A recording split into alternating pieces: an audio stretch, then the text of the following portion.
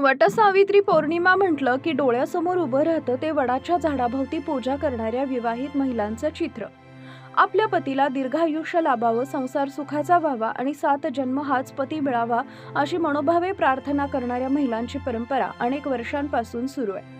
मात्र याच वटसावित्रीच्या निमित्तानं छत्रपती संभाजीनगरमध्ये दरवर्षीप्रमाणे यंदाही एक वेगळंच दृश्य पाहायला मिळालं. पत्नीपीडित संघटनेच्या सदस्यांनी पिंपळ पौर्णिमा साजरी करत समाजाचं लक्ष वेधून घेतलं. यावेळी त्यांनी पिंपळाच्या झाडाभोवती तब्बल 108 उलट्या प्रदक्षिणा घातल्या आणि यमदेवाला प्रार्थना केली की पुढच्या जन्मात तर सोडाच, 7 जन्मातही हीच पत्नी मिळू नये. डेली ताज्या बातम्या बघण्यासाठी चॅनल सबस्क्राईब करा. या अनोख्या आंदोलनाची चर्चा आता राज्यभर रंगली आहे. काही जण या आंदोलनाचं समर्थन करत आहेत तर अनेकांनी यावर टीकाही केली आहे. आजच्या व्हिडिओमध्ये आपण जाणून घेणार आहोत नेमकं हे आंदोलन का करण्यात आलं, पत्नी पीडित संघटनेच्या मागण्या काय आहेत, या मागील संपूर्ण भूमिका काय आहे आणि या प्रकरणावर समाजात उमटणाऱ्या विविध प्रतिक्रिया काय आहेत. हा व्हिडिओ शेवटपर्यंत नक्की पहा. भारतीय संस्कृतीत वटसावित्री व्रताला अत्यंत महत्त्व आहे. सावित्रीनं आपल्या पती सत्यवानाचे प्राण यमराजाकडून परत मिळवले अशी पौराणिक कथा सांगितली जाते. त्या स्मरणार्थ विवाहित महिला वडाच्या झाडाची पूजा करतात, आपल्या पतीच्या दीर्घायुष्यासाठी उपवास करतात आणि 7 जन्म हाच पती लाभावा अशी प्रार्थना करतात.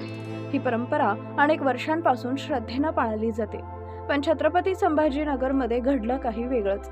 वटसावित्रीच्या आदल्या दिवशी पत्नी पीडित संघटनेचे सदस्य एकत्र आले.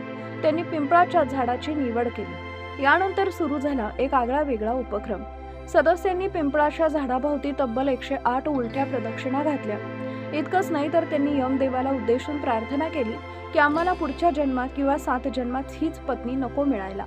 ही प्रार्थना ऐकून अनेक नागरिकांनाही आश्चर्याचा धक्का बसला. घटनास्थळी मोठी गर्दी झाली.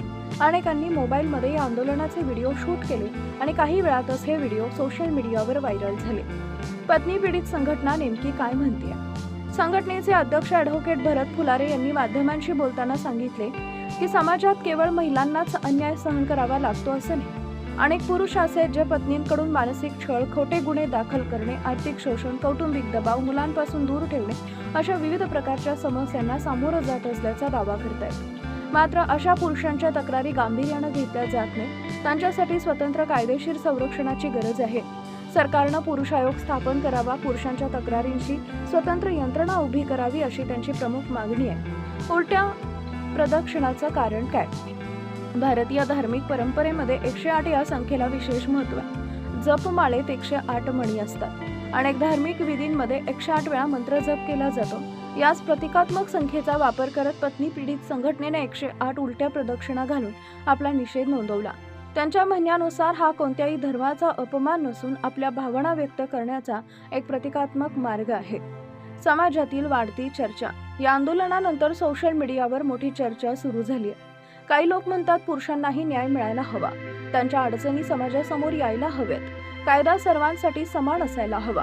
तर दुसरीकडे अनेकांनी या आंदोलनावर टीका करत धार्मिक परंपरेचा अशा प्रकारे वापर करणं योग्य नाही, अशा उपक्रमांमुळे चुकीचा संदेश जाऊ शकतो असं मत व्यक्त केलं.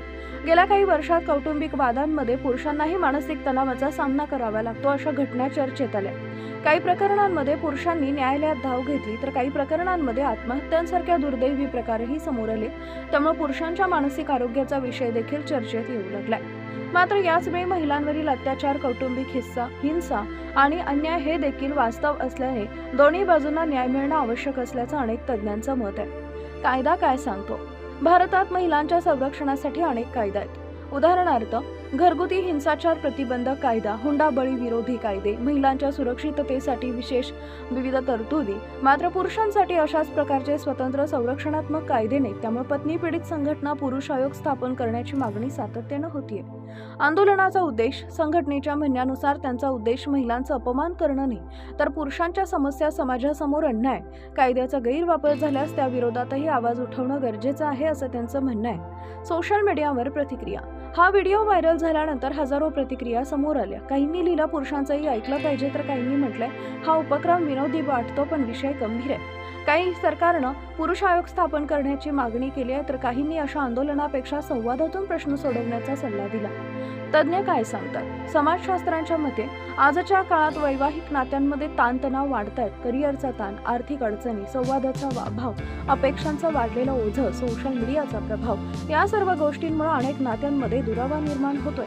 त्यामुळे केवळ कायदे नव्हे तर समुपदेशन, संवाद आणि परस्पर आदर यालाही तितकंच महत्त्व आहे. सरकारनं काय करायला हवं? अनेक सामाजिक कार्यकर्त्यांच्या मते महिला असो किंवा पुरुष, अन्याय कोणावरही होऊ नये. दोन्ही बाजूंच्या तक्रारी निष्पक्षपणे ऐकल्या जाव्यात. खोट्या तक्रारांविरुद्ध कठोर कारवाई व्हावी. मानसिक आरोग्य सेवांचा विस्तार व्हावा. कौटुंबिक समुपदेशन केंद्राची संख्या वाढवावी. यामुळे अनेक वाद न्यायालयात जाण्यापूर्वीच मिटू शकतात.